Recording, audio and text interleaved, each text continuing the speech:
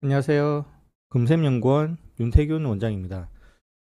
어, 오늘은 이제 차량 임차 원가 계산에 대해서 설명을 할 건데 그 첫 번째 시간입니다. 그 세부적으로 들어가는 비목별, 그거 비목에 대해서 이제 계산하는 방법에 대해서 이제 알아볼게요. 일단은 이제 차량 임차는 이제 그 관공서에서 차량이 필요할 때 보통 이제 45인승 이제 버스인데 차량이 필요할 때 빌리는 임차하는 비용이에요. 그러니까 차가 주인공입니다. 차량. 그러니까 차량을 빌릴 때 무슨 비용이 들어가냐. 첫 번째 이제 대략 보시면 이제 차량 운전하는 노무비가 들어갈 거고, 그 다음에 경비 중에 연료비, 그 유류비죠. 연료비, 감가상각비, 차량 유지비, 보험료. 보험료는 인적 보험료하고 차량 보험료 나눠지고, 그 세금과 원가. 뭐 필수적으로 내야 되는 작은 돈이지만 필수적으로 내야 되는 이제 뭐 그런 공과금 같은 거고요. 지급 임차료 이거는 차량을 그 운영함에 있어서 이제 뭘 빌려주는 이제 비용인데 그 보통은 이제 차고지에 대한 주차 요금입니다. 그리고 복리후생비는 이제 숙박 식비 뭐 이런 거고요. 통행료, 주차 요금 이제 이렇게 들어갑니다. 이제 노무비, 연료비, 감가상각비, 차량 유지비, 보험료, 생활공과, 지급 임차료, 복리후생비, 통행료 및 주차 요금 주로 들어가고 이거 더 들어갈 수도 있는데 나머지는 미미해서 이제 안 넣고요. 일단 요 비목이 어떻게 계산되는지 한번 살펴볼게요. 이제 노무비인데 노무비는 직접 노무비하고 이제 간접 노무비가 있는데 그 간접 노무비는 없다고 보시면 됩니다. 간접 노무비는 뭐냐면 이제 그 차량 운행에 있어서 직접 관여하지 않으나 이제 보조 업무를 수행하는 이제 노무비인데 예를 들어서 아주 옛날에 제 초등학교 때는 있었는데 버스 안내원 같은 이제 업을 얘기합니다. 이제 뭐 차량 운행을 이제 원활하게 하기 위해서 이제 좀 서포트 해주는 비용 노무비인데 어쨌든 요 보통 차량 임차에서는 이런 인원이 들어가지 않기 때문에 뺐고요. 노임단가 곱하기 1 노임단가면 며칠이다. 시간당 노임단가는 몇 시간 곱한다. 이런 식으로 하고 그리고 시간에 근무수당이 들어갈 수 있는데 보통 9시에서 6시가 이제 정규 근무 시간을 보면은 가정을 하면은 그 예를 들어서 이제 수학여행은 좀 일찍 첫날에 일찍 출발하기 때문에 7시 뭐 8시 뭐 한 7시 집결한다 보면은 2시간을 넣어줘야 되죠. 근데 2시간보다 좀 더 넣어줘야 되는 게 또 7시 집결이면은 이제 차는 좀 더 일찍 옵니다.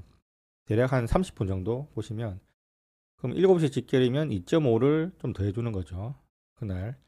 그리고 차량이 이제 숙소에 돌아갈 때 6시 이후에 들어온다. 그러면 이제 8시 들어온다면 2시간 더 하고 10시쯤 들어온다. 면 4시간 좀 더 해서 이제 시간의 근무수당, 초과 근무수당을 이제 넣으면 되고요.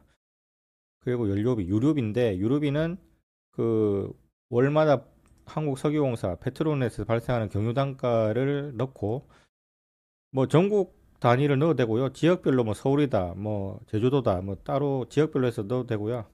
그 구분이 잘 돼 있어요. 그 사이트에 경유 단가를 설정하고 이제 몇 리터당 단가니까 몇 리터를 곱하면 되죠. 그럼 리터는 그 연비분의 운행거리를 하면은 그 운행거리 나누기 연비하면은 이제 몇 리터인지 나오죠. 이제 운행거리를 계산할 때는 조금 여유 있게 그래도 5% 정도 이제 더 가산해서 이제 하고요. 그 기타 자료 같은 거는 이제 표준품 셈을 근거로 해서 이제 계산을 해줍니다. 그리고 감가상각비는 이제 그 차량에 대한 가액을 얘기하는 건데 예를 들어서 이제 차량이 1억이다. 그리고 내용 연수가 10년이다. 내용 연수는 이제 그 제품에 대한 공식적인 수명을 얘기해요. 뭐 이제 10년이 지나면 뭐 공식적으로 없애야 되죠. 그래서 10년이다 그러면 1년치는 1000만 원치예요.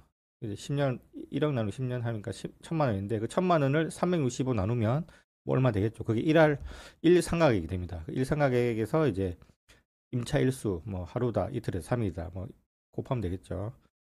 그리고 차량 유지비는 차량 타이어 교체, 오일 세차비 같은 게 있는데 요거는 잠깐 보시면 타이어, 엔진 오일, 에어컨 필터, 워셔액, 요소수, 세차비 등 뭐 더 있을 수도 있어요. 근데 너무 미미해서 큰 것만 잡았고 이거에 대한 단가를 물가지나 이제 인터넷 조사에서 알고 얼마큼 사용하냐.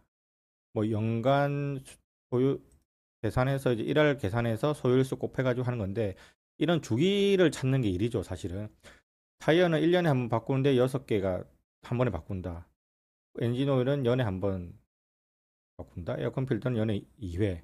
워셔액은 연 2회. 요소수는 1년에 한 번인데 200리터를 바꾼다. 세차는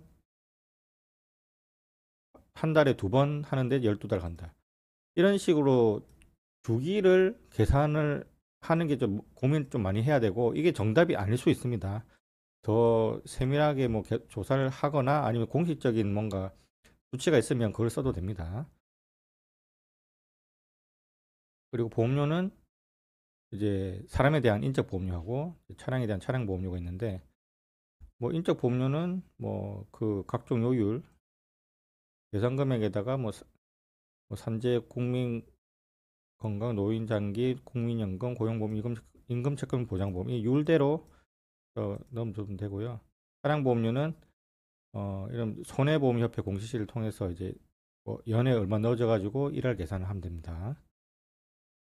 그리고 세금과 공과 이거는 사실 저는 처음에 초창기에는 이제 자동차세, 면허세 뭐 이런 정기검사 수수료, 환경개선 부담금에 대해서 뭐 또 사실 바꿔야 되는데 이렇게 계산을 했다가 금액이 너무 미미한데 계산하는 시간이 너무 오래 걸려서 효율적으로 좀 따지기 위해서 이제 기업 경영 분석 그 한국은행에서 발표한 기업 경영 분석을 통해서 이제 율로 계산합니다. 그러니까 그 한국은 비슷한 업에 해당되는 육상역의 운송업에 대해 찾아보면은 이런 거죠. 재무제표 보면은 이제 재정의 명세서죠. 재료비, 농업이 합계에서 세금과 공과가 차지하는 비율을 알 수 있잖아요. 뭐 1.1% 정도 되는데 이 비율을 찾기 위해서 이제 이런 데이터를 넣은 거죠. 이런 데이터는 사실 중요한 게 아니고 이 데이터를 활용해서 1.1이라는 이제 배분율을 구한 겁니다.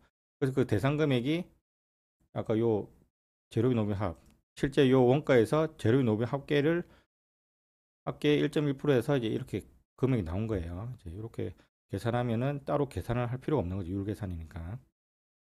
그리고 지급임차료는 뭐 차고지 일발생의 계산해서 임차료를 하면 되고 이 세부적인 거는 제가 하나하나 다시 설명을 할 때 알려드릴 겁니다.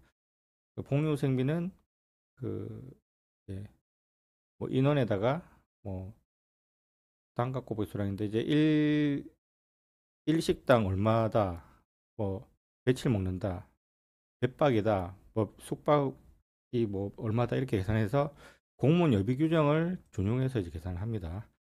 그리고 통행료 및 주차비는 이제 그 해당되는 곳에 뭐 경복궁을 간다, 뭐 롯데월드 간다, 뭐 이런 걸 갈 때